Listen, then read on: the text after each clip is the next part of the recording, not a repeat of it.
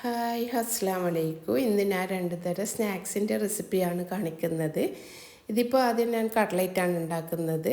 അതിനിപ്പോൾ 2 സവാള ഇതുപോലെ ചെറുതായി കട്ട് ചെയ്ത് ആവശ്യമുള്ള പച്ചമുളക്, ഇഞ്ചി, വെളുത്തുള്ളി പേസ്റ്റ്, കുരുമുളകിൻ്റെ പൊടി, ഉപ്പും ഒക്കെ ചേർത്ത് ഒന്ന് മിക്സാക്കി അതൊന്ന് അടച്ച് വെച്ച് നമുക്ക് അതൊന്ന് മസാലാക്കാൻ വേണ്ടി വെക്കാം. പിന്നെ ചിക്കൻ ഇതാ കുറച്ച് സോയാ സോസും കുരുമുളകിൻ്റെ പൊടിയും ഉപ്പും ചേർത്തിട്ട് ഒന്ന് വേവിച്ചെടുത്തതാണ്. അതൊന്ന് ഫ്രൈ ചെയ്തെടുത്തതാണ്. അതുപോലെ പൊട്ടാറ്റോ ഞാൻ 2 പൊട്ടാറ്റോ എടുത്ത് അതും വേവിച്ചെടുത്തിട്ടുണ്ട്. പിന്നെ ഇതാ ഉള്ളി ഒന്ന് ഫ്രൈ ആയി വന്നതിന് ശേഷം അതിലേക്ക് നമുക്ക് ഈ പൊട്ടാറ്റോ ഇട്ട് കൊടുക്കുക. പിന്നെ അതിലേക്ക് ഈ ചിക്കന് നമ്മൾ മിക്സിയിൽ പൊടിക്കുന്നതിനേക്കാളും നല്ലത് ഇതുപോലെ കട്ട് ചെയ്തിട്ട് ഇട്ട് കൊടുക്കലാണ്. ആ ചിക്കനും കൂടി ഇതിലേക്ക് ചേർത്ത് കൊടുത്തിട്ടുണ്ട്. പിന്നെ അതിലേക്ക് കുറച്ച് മല്ലിയിലയും കൂടി ചേർത്ത് കൊടുക്കുക.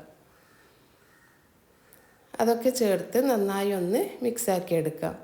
വേണമെങ്കിൽ ആവശ്യമുണ്ടെങ്കിൽ നിങ്ങൾക്ക് കുറച്ച് കുരുമുളകിൻ്റെ പൊടിയും ഈ ഒരു ടൈം ചേർത്ത് എല്ലാം കൂടി ഒന്ന് മിക്സാക്കി എടുത്താൽ മതി.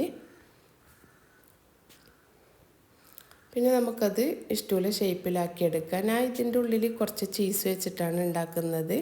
ഒരു വെറൈറ്റി ആയിക്കോട്ടെ എന്ന് വിചാരിച്ചിട്ടാണ്. ഇതാ ഇതുപോലെ കുറച്ച് ചീസ് വെച്ച് ഇതൊന്ന് ഇതുപോലെ ആക്കിയെടുത്താൽ മതി. പിന്നെ നമുക്ക് ഇഷ്ടമുള്ള ഷേപ്പിലാക്കിയെടുക്കാം. പിന്നെ അതിന് വേണ്ടി ഒരു മുട്ട എടുത്തിട്ടുണ്ട്. അത് പിന്നെ കുറച്ച് ബ്രെഡ് ക്രംസും കൂടി എടുത്തിട്ടുണ്ട്. ഇതാ ഇതുപോലെ ഒന്ന് മുട്ടയിലും ഈ ബ്രെഡ് ക്രംസിലും അതൊന്ന് ഡിപ്പ് ചെയ്തെടുത്താൽ മതി. അത് ഇതുപോലെ എല്ലാം ഒന്ന് നമുക്കാക്കിയെടുക്കാം. പിന്നെ അത് ഫ്രൈ ചെയ്യാൻ വേണ്ടിയിട്ട് കുറച്ച് ഓയിലൊന്ന് എടുത്ത് അതൊന്ന് നന്നായി ചൂടായതിന് ശേഷം ഇത് നമുക്ക് ഫ്രൈ ചെയ്തെടുക്കാം. ഓയിൽ നല്ല ചൂടായിരിക്കണം നമ്മൾ ഇട്ട് കൊടുക്കുന്ന ടൈം. അതുപോലെ അത് എല്ലാം ഒന്ന് തിരിച്ചു മറിച്ചൊക്കെ ഇട്ട് നമുക്കതൊന്ന് ഫ്രൈ ചെയ്തെടുക്കാം. അപ്പോൾ ഇതാ നല്ല ടേസ്റ്റിയായ ചീസി കട്ട്ലൈറ്റ് റെഡിയായി. നല്ല ടേസ്റ്റാണ്. ഒന്ന് കട്ട്ലൈറ്റ് ഉണ്ടാക്കുമ്പോൾ ഇതുപോലെ ഒന്ന് ട്രൈ ചെയ്ത് നോക്കാം. പിന്നെ അതിൻ്റെ കൂടെ ഞാനൊരു കേക്കാണ് ഉണ്ടാക്കിയത്. നല്ലൊരു ഗീൻ്റെ കേക്കാണ് ഉണ്ടാക്കിയത്. അത് 3 മുട്ടക്കാണ് ഞാൻ ആക്കിയത്. ഇതാ ഇതുപോലെ നല്ല സോഫ്റ്റും നല്ല ടേസ്റ്റായ കേക്കാണ്. പാൽപ്പൊടിയും ഗീയൊക്കെ ചേർത്താക്കിയതാണ്. അത് ഉണ്ടാക്കുന്നത് എങ്ങനെയെന്ന് നോക്കാം. അതിനിതാ 3 മുട്ട എടുത്തിട്ടുണ്ട്. നമ്മൾ 2 പാത്രം എടുത്ത് വെച്ചിട്ട് നമുക്ക് ഒരുപോലെ അത് ചെയ്യാം. ഇപ്പോൾ ഒരു പാത്രത്തിൽ ഈ മുട്ട പൊട്ടിച്ചിട്ട് ഇട്ട് കൊടുക്കുക. പിന്നെ മറ്റേ പാത്രത്തിൽ നമുക്ക് പൊടികളൊക്കെ ചേർത്ത് കൊടുക്കുക. ഈ ഒരു സ്പൂണാണ് ഞാൻ അളന്നിട്ട് എടുത്തത്. ഈ സ്പൂണിൽ തന്നെയാണ് ഞാൻ ഇതിൻ്റെ എല്ലാം എടുത്തത്. അപ്പോൾ പാൽപ്പൊടി 5 സ്പൂണ് ഇതിൽ തന്നെ എടുക്കുക. അതുപോലെ 5 സ്പൂണ് മൈദപ്പൊടി എടുക്കുക.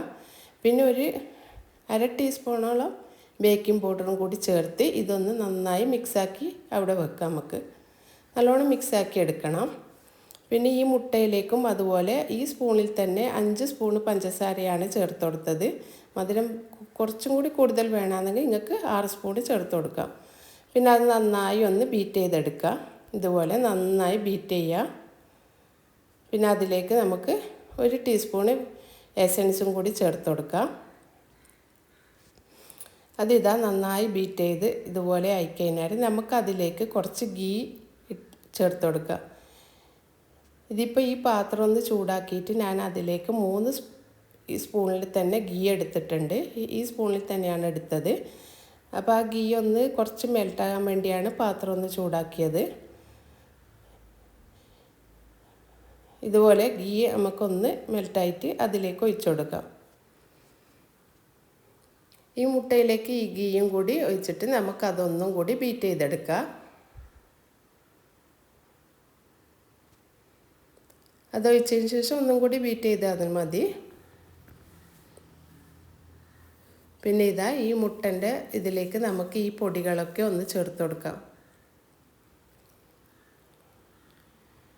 ഈ പൊടി അങ്ങനെ ഒന്നിച്ചിട്ട് കൊടുക്കാണ്ട് കുറച്ച് കുറച്ചായിട്ട് നമുക്ക് ചേർത്ത് മിക്സാക്കി എടുത്താൽ മതി.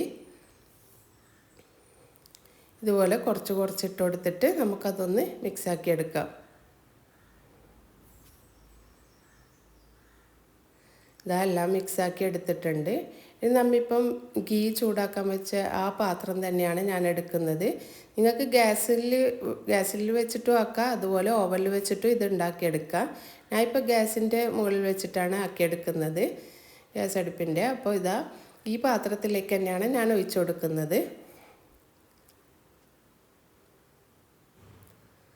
അതിതാ ഇതുപോലെ എല്ലാം ഒഴിച്ചു കൊടുത്തതിന് ശേഷം നമുക്ക് അടുപ്പിൽ വെക്കാം.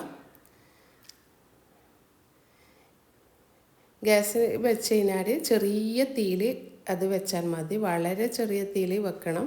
പാത്രം ഒന്ന് ചൂടായതിന് ശേഷം നമുക്കിത് ഒഴിച്ചു കൊടുത്താൽ മതി കേട്ടോ. എന്നിട്ട് ചെറിയ തീയിൽ വെച്ച് കൊടുക്കാം. എന്നിട്ടൊന്ന് അടച്ച് വെച്ച് ഒരു 15 മിനിറ്റൊക്കെ കഴിഞ്ഞാൽ ഒന്ന് വന്ന് അത് തുറന്ന് നോക്കുക. അതായിട്ടില്ലെങ്കിൽ വീണ്ടും ഒരു 5 മിനിറ്റ് നോക്കിയാൽ മതി. ഇതുപോലെ അത് പിന്നെ നമുക്ക് മനസ്സിലാവും. വേണമെങ്കിൽ നമുക്കൊന്ന് ടൂത്ത് പിക്കോ അല്ലെങ്കിൽ ഇതുപോലെ എന്തെങ്കിലും വെച്ചിട്ട് ഒന്ന് അത് നോക്കുക.